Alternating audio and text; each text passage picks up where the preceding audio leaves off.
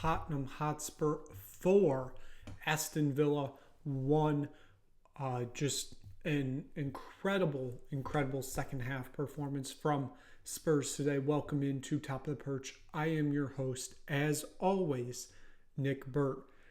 Coming off a win on Wednesday in the Carabao Cup to Man City, which was coming off a loss to Crystal Palace on Sunday, had Tottenham fans, including myself, feeling a bit anxious for this one. Aston Villa, of course, a very top side, playing the Champions League this year. I believe they sat sixth in the table, somewhere around there, coming into this matchup. And this was going to be a tough test. When we faced them at home last year, it was a tough test, high-scoring game. When we were on the at Villa last year, it was same thing. Tough game, high scoring. Two teams play similar-ish styles of football. The stats when I saw them today kind of shocked me how almost even this game was, except for the scoreline, of course. It was a very, very interesting start from Spurs today. Never truly felt like they were in control, which is something we haven't seen a lot from Spurs this year. But it never felt like they had truly any major opportunities. It was always Villa in the attacking third. It was always Villa with the shots on net. And Vicario, although the shots were coming, he wasn't really being tested, as they only ended up having one shot on target this whole game. So it was a very interesting, I'd say, first 25 minutes because, Tottenham, they had a few corners mixed in there, but we know Tottenham, they're not going to really do much off anything in these corners. We may get a shot off or two, but it will end up being deflected, and then that's that. So this game truly did not feel like it really got fired up until, of course, the 32nd minute when Aston Villa forced a corner. And Tottenham, it's so great that they can just defend set pieces, because this ball gets driven into the box. It finds Rodgers. Rodgers slots it into the back of the net. It is 1-0 to Villa just past the half-hour mark in this game. Now, for Tottenham fans, it's, hey, more of the same. Vicario, I don't know, he's somewhat out of position here. He gets rattled, and now Tottenham are down. They're down 1-0 off a set piece once again, something they have struggled with all year long. So it felt like the tides did somewhat change there. Villa knew, hey, we kind of got to park it here, but Tottenham, you saw a different kind of attack. They were slowly getting on the attack to end the half. There were a few good opportunities. One right before the halftime whistle. A Solanke shot ends up being blocked. I believe there was one a few minutes before that. But for all intents and purposes, it was not a great half for Tottenham. Didn't have truly many opportunities. But that would completely change coming into this second half. Tottenham, it felt like a completely different side that we saw coming into that second half. There were no changes at halftime, so it's not like there were any major substitutions. But 49th minute, the beginning of build-up play starts with Romero. The way this flowed, it went Romero, Dragishin, Udogie, and I believe it ended up with Son. And Son's running to the box right at that top corner. He pings it in, far post. Brennan Johnson there. He puts it in the back of the net. And it is 1-1 Tottenham. And in Son's, obviously, he comes back from injury, gets an assist today. This ball was played perfectly, and Solanke was there too, so it felt like this was most likely going in no matter what. Solanke was brought down, but Johnson was there. He had perfect view on that. He puts it away, and it is now 1-1 as we are just merely 4 minutes into the second half. And defensively, things started obviously changing a little bit in this one for Tottenham. It felt like they felt more confident in this one. It felt like once Villa conceded one, they may crumble a little bit. And that is basically what happened. Even though Aston Villa, once again, they were getting shots on target, but they weren't going on target. And then the 56th minute, interesting change. I personally agreed with it, but they brought Son off and brought Richarlison on. Son looked very confused, saying, "I'm going out. What's going on?" Coming back from injury, don't want to risk anything. I completely get it. 75th minute, turnover in the midfield. I believe it was Bissouma who gave it to Kulusevski, gives it to Solanke, who is right in the box. He puts it away. It's now 2-1 Tottenham. Tottenham had the lead after struggling in the first half, controlling the second half. Tottenham now in their hands have the 3 points. There was a VAR check to make sure Solanke was onside. He, of course, was. This goal is counted even at the protest of many Villa players. He was not offsides. It is 2-1 to Tottenham. Not even 5 minutes later, Solanke, once again, I should say, on target, off another turnover right in the midfield. He puts it away once again. Tottenham now up 3-1 in this game. It was a very bing-bang play. It was Sarr to Richarlison to, I believe it may have deflected off a Villa player and then got to Solanke, but he was putting away whether it got there or not. It's 3-1 to Tottenham. And, I mean, it was just, at that point, you're like, okay, the 3 points, they're there. So, huge result for Tottenham. But then, we're not done yet. We get a free kick opportunity. Solanke is brought down outside the box.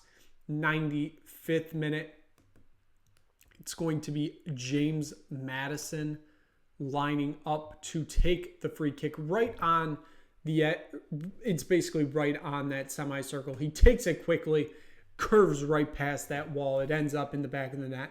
For the first time in what feels like ages, Tottenham score on a free kick opportunity. It is 4-1 Tottenham, and that is how this game would end up.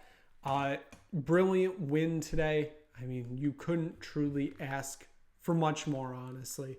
That was just incredible performance from the whole team against a very good opponent in Aston Villa. That is a top win for Tottenham Hotspur. Now, I mentioned that when I saw the stats for today, I was very surprised. Let's get into those. Look at this.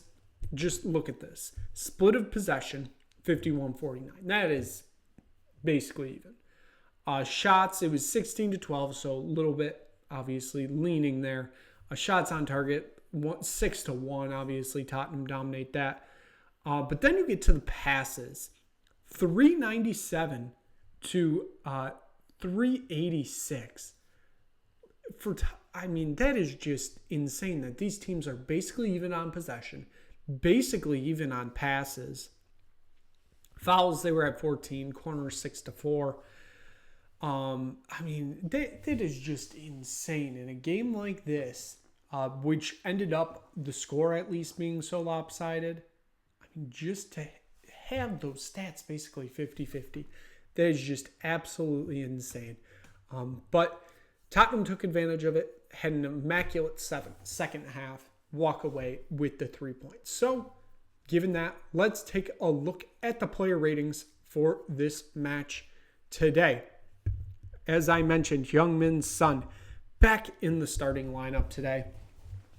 We haven't seen him in quite a while, it feels like. I believe it was since prior to the last international break. He comes back. Obviously, he gets subbed off But he did earn an 8-3 today. That was a brilliant performance from him. He got the assist on the Johnson goal, the game-tying goal. But, I mean, just a great game back from injury. Again, like I said, I understand why Postecoglou subbed him off, because you don't want to risk further injury.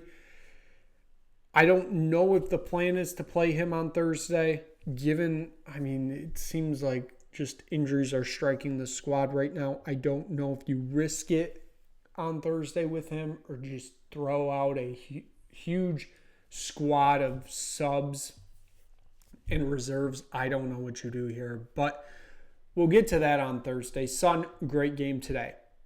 Solanke, my man of the match, 2 goals in 4 minutes today, 9.2. I mean, he could have had 4 goals today, if we're honest. He really could have. That was a brilliant performance from him. That was incredible play from him. He earns a 9-2. Brennan Johnson gets that opening goal for Tottenham today to begin the second half. He was all over the place today, in field position, trying to make room. Earns an 8-3. I thought that was brilliant play from him. Pop Sarr had an incredible performance today, even though the stats, doesn't say that he had a goal or an assist. He was absolutely incredible out there. He probably would have been man of the match if Solanke only had a goal today. But, 8-9, incredible performance from him. That is like what we expected to see from him, and we got that today against a very good Aston Villa side. Bentancur, Kulusevski both earned 7-9s. I thought they both had decent days, but Sarr was basically carrying that midfield, it felt like today. Just an absolutely incredible performance from Sarr. You get to the back line. It's the first time this back four was played like this. We may have a different back four come Thursday and then come Sunday once again with injuries biting the squad. But Udogie, he earns a 7-8. I thought he had a pretty decent performance on that left side today. Like I said, he had the hockey assist on the Johnson goal. He had the pass to Son, which was just beautifully put. I thought he had a decent performance. I thought Dragishin, I believe what is his first Premier League start for the season. I thought he did decent. It wasn't great, wasn't terrible. Earns a 7-6. Romero, he earns a 7-8, but the major worry is he got subbed off in, I believe it was the 62nd minute, right around there with an injury. Obviously, with Van de Ven being out with injury, that puts your 2 top back line center backs out with injury, which is not great because you have Dragishin and that's basically it.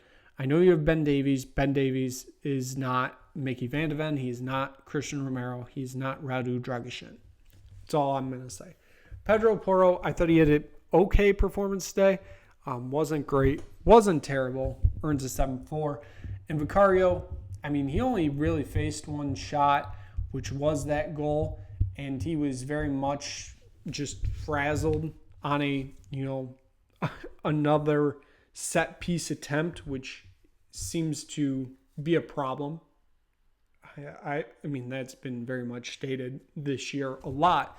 But, he still earns a 7-6. I thought he did rather well given what he was facing today. Now we take a look at the subs. Bissouma, he got subbed on for Bentancur in that 62nd minute, or 56th minute, I should say. You get brought on at that time. You're not going to have as high a score as the players in front of you. He earns a 6-7. Richarlison got an assist in this game, but also picked up an injury. You truly can't write this. He got subbed on in the 56th, subbed off in the 82nd. It is what it is. He earns a 7-3. Ben Davies was brought on in the 61st minute. He was brought on for Christian Romero. He did decent. By that point, the game would have been 1-1, so still crucial to victory. He earns a 6.9. Archie Gray got subbed on, I believe, right around that same time. I thought he did pretty decent today. It could have been, or he got subbed on in the 82nd minute. I apologize. I thought I'm thinking of something completely different, but he got subbed on in the 82nd minute. Thought he did decent in that replacement role for Udogie, who, it would be nice to get him some rest, but I don't think that's possible with the injuries we have right now, honestly. But Archie Gray earns a 6-3. And James Massing also got subbed on in that 82nd minute for the now injured Richarlison. He got that just absolutely screamer of a goal in stoppage time. He earns a 7-5. So, given that,